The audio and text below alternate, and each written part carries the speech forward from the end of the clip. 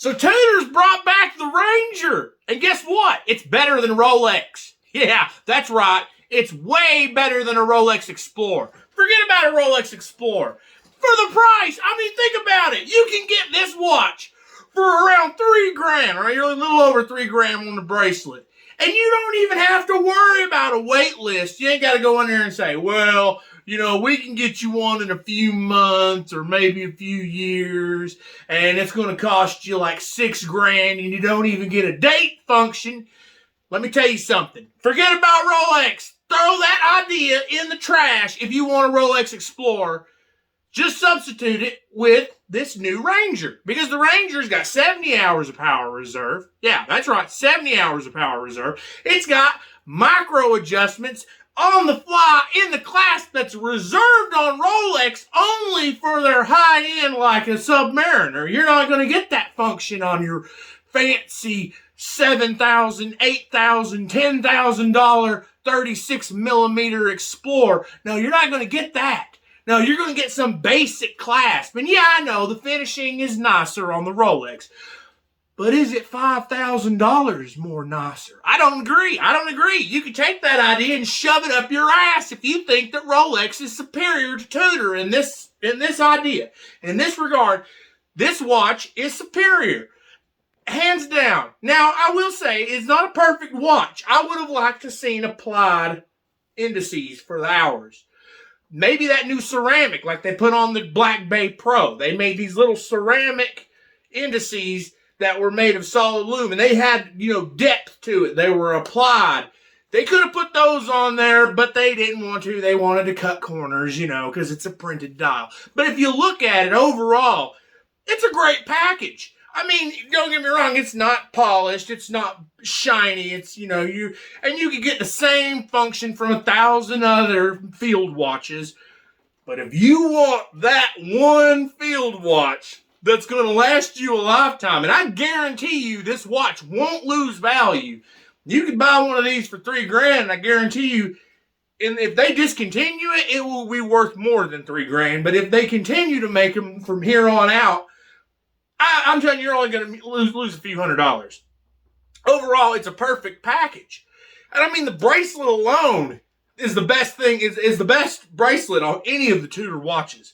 Hands down. I mean, I've held some Tudors, and they got great bracelets, great bezel action on a Tudor Pro or a Black Bay. Oh, it's the best. It's the best. It's so notchy. It's perfection. But you can't look at these pictures and determine the size. Because, people are saying, oh, it's 39, it's too big. Wait till you see it in person. Go look at it at the AD, because pictures don't do it justice. You can't get shit from a picture. Trust me, I always look at pictures, and then I was like, man, I'm not really feeling it. And then when I went to the AD and seen them in real life, I was like, oh my God, this is a completely different watch. It's not even the same. Like, look at this. To me, on pictures, this watch looks larger. This is a San Martin. I wear this thing all the time because it's a fucking gorgeous watch. And I only gave $300 for it. And, I mean, if somebody wants to jack me and steal my freaking watch, then I'm not going to cry about it. So I usually wear this one, and I don't give a shit about where I'm at when I'm wearing it, because in this day and age, you better think about where you wear your watches. But anyways, enough about this watch. Let's talk about that Ranger, because let me tell you something. That is a good deal. Hands down, you can't beat it. You could go and get any one of the Rolexes, put yourself on a waiting list, and yeah, you're going to feel that, oh, I got a Rolex feeling. But it's not going to be the same as saving the money and getting the same, almost the same experience from the Tudor Ranger. I'm just saying, guys, the Tudor Ranger is going to be a hot watch. A lot of people are, they're dissing on it right now. And, a lot of snobs are like, man, go for a Rolex. You don't want to buy the Tudor. You want to go for the Rolex because the Rolex is blah, blah, blah, blah, blah. Rolex can go and shove its own head up its own ass because of how fucking pretentious they became. Rolex was never supposed to be like this. It was never supposed to be like a Patek Philippe where you have to get on a waiting list to buy one. It was never supposed to be like that. And I know why Rolex has done it. And I'm going to tell you why they did it right now. The reason they did it is because there's too many market. You look back over the years, Rolex hasn't changed their designs. They look 99% the same. Even these copies, these replicas, these homages, it's the same design 1,000 times. How many times can you remod the Submariner, the Datejust, before it looks like every other generation before it? Eventually you run out of new designs. So how do you solve that problem? You cut the supply. You make the supply smaller, which raises the demand, so there's not as much in the market. That keeps the value of Rolex high. That's the whole solution. And they're lying to you if they say it's not. That's exactly what they're doing. And now it's a strategic idea, you know what I mean? Like with Omega and the Swatch combination and releasing a whole bunch of little plastic moon watches. That's a great idea. They're going to make a shit ton of money. Do I think they should have let everyone buy them online? Yeah, they completely screwed that up. I was going to buy one until they said you had to go to a boutique.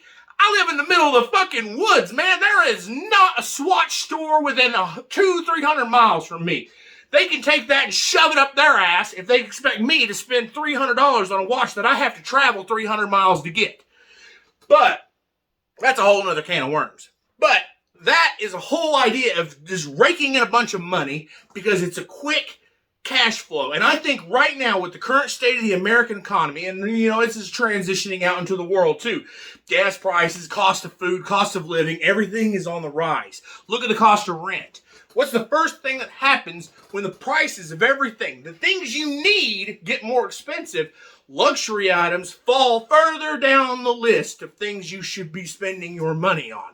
And that translates to all the general public. Now, the 1%, they don't give a rat's ass. The rich people, I'm not rich. Most of you aren't rich. Most of us aspire to buy a luxury watch, but these rich people, they can buy all the luxury watches they want. They don't care. But to the average person, the majority of people that buy these watches aren't rich.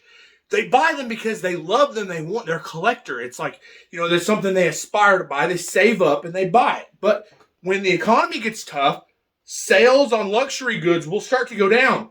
So there's going to be more Rolexes available. There's going to be more Tudors. There's going to be more watches in general that are going to be on the market. So don't freak out thinking that you have to go and put yourself in debt right now for this watch or any watch.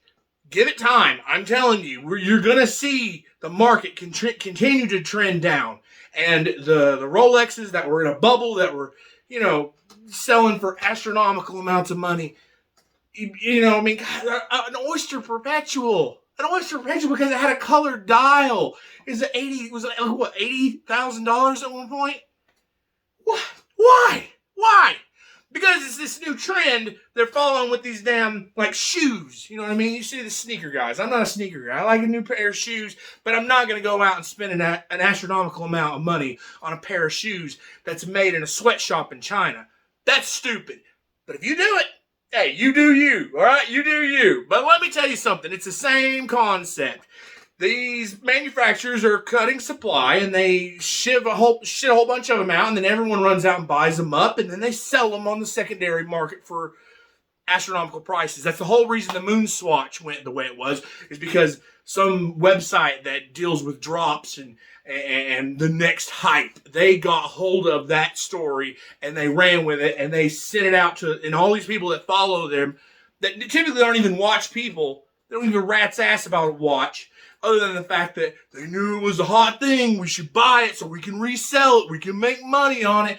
That's the thing. That's the whole way the world has become now.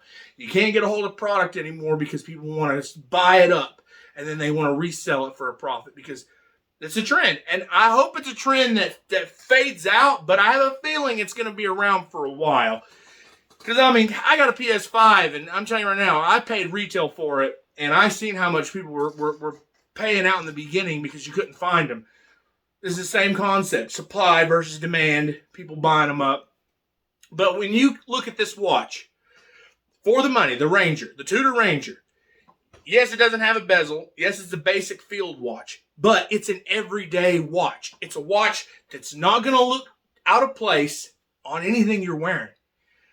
I mean, and not to mention, yeah, it's got a weird lug width. I think it's like 19.5. That way that you can't swap that badass bracelet out to your Black Bay. You know, they want to keep that bracelet because they're going to bring that out. You just wait. They're going to bring that bracelet to the Black Bays, to their dive watches. It's coming. They're just holding off. They don't want you to be buying that bracelet. They want you to have to buy a whole new watch. But, you know, for the money, the movement, in-house, 70-hour power reserve, it's not a bad-looking movement. I've seen pictures of it.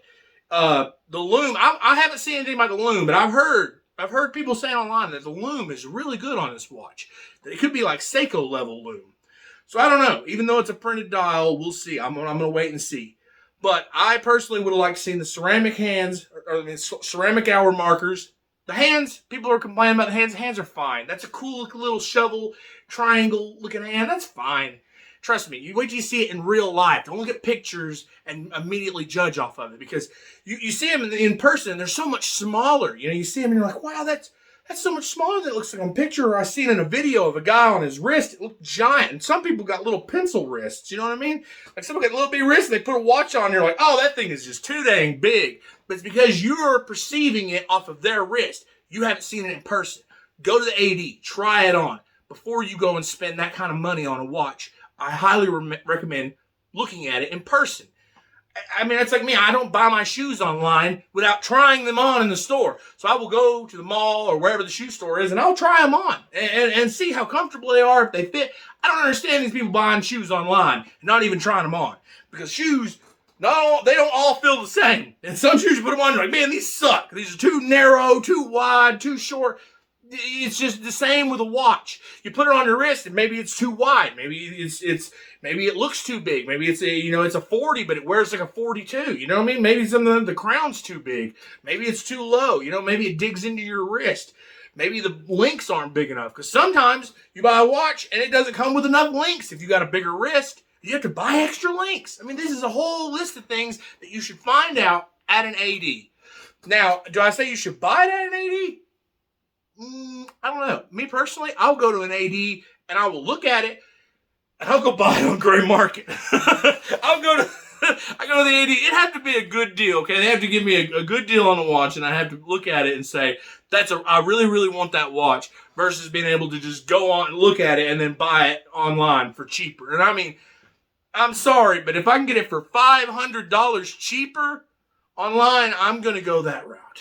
I'm going to go online and I'm going to buy it. Because at the end of the day, idiots and their money are easily separated. So you gotta, if you want to have any form of capital or any form of a collection of watches, you should be very smart, you know, in how you spend and how you buy. If you want to buy a whole bunch of cheap watches, and then I'm talking about dirt cheap, then go for it. That's you. But don't sit around and dream of those more expensive watches when you could just save that money and buy that watch, because most of them hold their value. I mean, you can put them on the secondary market and you'll get most of your money back if you ever decide to sell it. But if it's something you really, really want, I highly recommend saving the money for it. And if it's something you really, really want, you really need to justify that watch, especially when it's as much as a used car. I mean, you look at Rolex and the way they're pricing stuff now. I mean, Tudor, like I said, if you're in the market for an Explorer, I would recommend going for the Ranger. That's just it. I'm personally probably going to buy the Ranger. Yeah, I know. I'm a fan. I think it's a cool watch. I'm going to wait till I see it in person. And I might wait till they come down, because I'm thinking they're going to come down in price. I'll probably pick one up on the secondary market or on the gray market. And because I don't have to have that brand new watch experience from an AD. But if that's you, you do you, man. But yeah, I like it, and I hope Tudor keeps doing this, and I hope that bracelet, makes its way onto some of their other models, because I might be wanting to get a dive watch from them. Maybe the Pelagos will get that new bracelet in titanium. That would be cool. Maybe down to a 41. I can't remember. The Pelagos isn't at a 41, I don't think. But if it went down to a 41, I think that would be a good size. Maybe bring that thickness down a little bit, titanium, and throw it on that new bracelet they got right now. Woo! That'd be a good-looking watch. But, hey, we can always dream and wait and see. But anyways, thanks for watching the video. And if you haven't subscribed, check out my other videos. I've got videos. I'll be doing watch reviews. And right now I'm in the process of building a watch. So I'm taking a movement that I found at a flea market, this old pocket watch movement, and I'm having it converted into a wristwatch. And that's in the process right now. I've done talk to a watchmaker. He said he can do it. He's going to service it. I've already ordered the case, an empty case. Hopefully it'll fit and everything. I got the measurements all right. Fingers crossed, it comes out badass. So you want to stay tuned for that. So check out my other videos. And as always, have a good night.